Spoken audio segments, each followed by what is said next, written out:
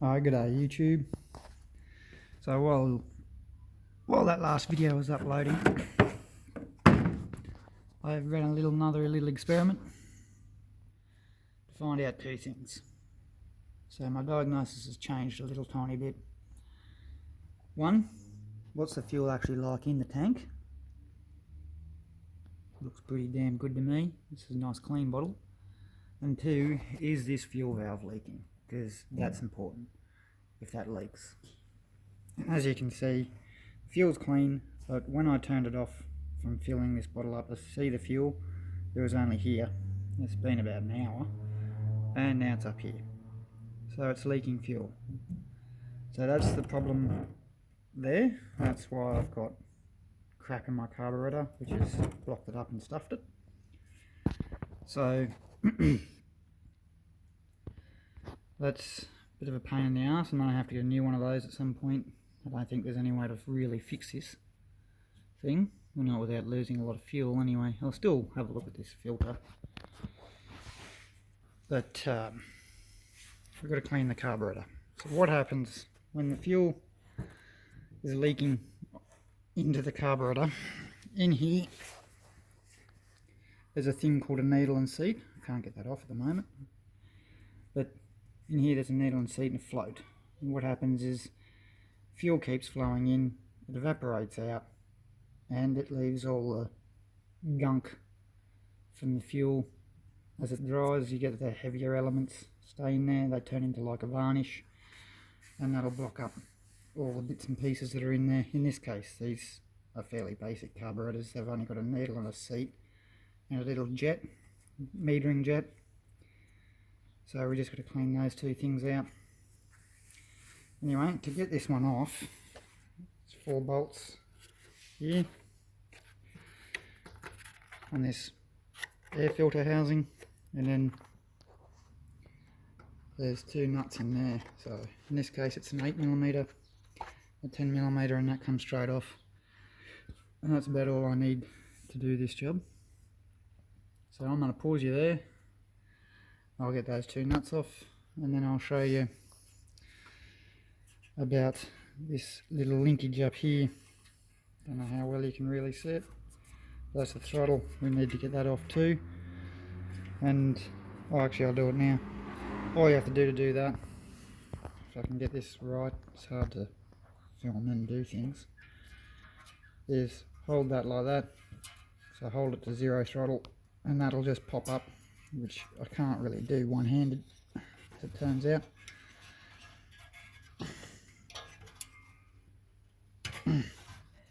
Bastard, I'll have to do that two-handed.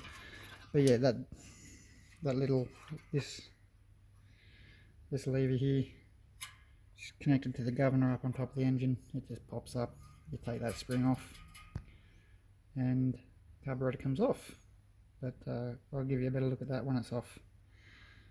Oh, and also you just got to remove this breather hose, which literally just sits in there. Alright, get back to you in a minute. Alright, so we're back. That's off. Oh, look at that, I've got an extra little fill filter, so I've got double fill filters on this, which is useful. So there's little gaskets on these. You've got to be very careful not to break them.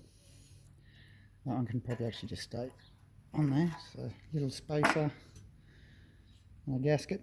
The gasket can stay because it's stuck. And just a little wiggle, carburetor starts coming off. And then, I don't know how I'm going to do this, but get that in the right spot. And this lever thing will pop straight out. I'm going to need 2 hands. Hang on. Just like that. So it's just it's a bit hard, but there's the lever there. So you can see it just drops in, spring just clips out, and now the carburetor comes straight off. And now what I've got to do, is pull that nut there off, and we'll have a look inside. start giving it a bit of a clean. Alright, so the carburetor's off, taking the fuel ball off. Now, that's the float valve I was talking about earlier, which I'll pull that off in a second.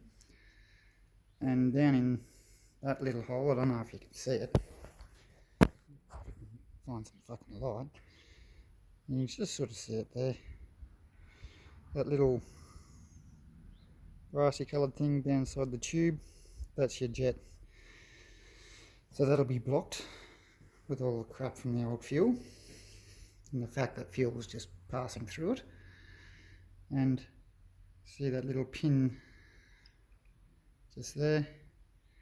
Pull that out, underneath that there will be a spring and a needle. So let's try to do this so you can actually see what's happening. Pin just slides out because it's retained by the fuel ball. See that up there, needs to be cleaned anyway. And then this thing here, if you'll focus, you fuck, that's the needle, so that'll be needing to be cleaned. And down inside this hole will be the seat. Now obviously we can't get to that, so how, you may ask, do we clean that? Well, in this case this one might come out of there actually. Oh, no, it doesn't. We use compressed air. That's how we clean that, and we clean that. Just blow some compressed air through it until it all flows nicely. And then, yeah, job's done. So we'll blow some compressed air in through here. That goes through this filter and then through into the needle. And then we'll do it the opposite way too. We'll probably do it the opposite way first and blow any crap out of the filter first, and then go this way just to make sure it's all clean with the jet.